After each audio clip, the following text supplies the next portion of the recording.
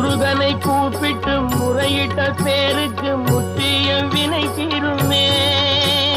முருகனை கூப்பிட்டு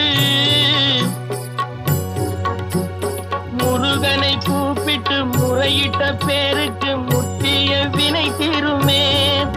உடல் பற்றிய பிணியாருமே வாழ்க்கை முற்றிலுமே நலம் பெற்று இனி தூரமெத்த இன்பம் சேருமே.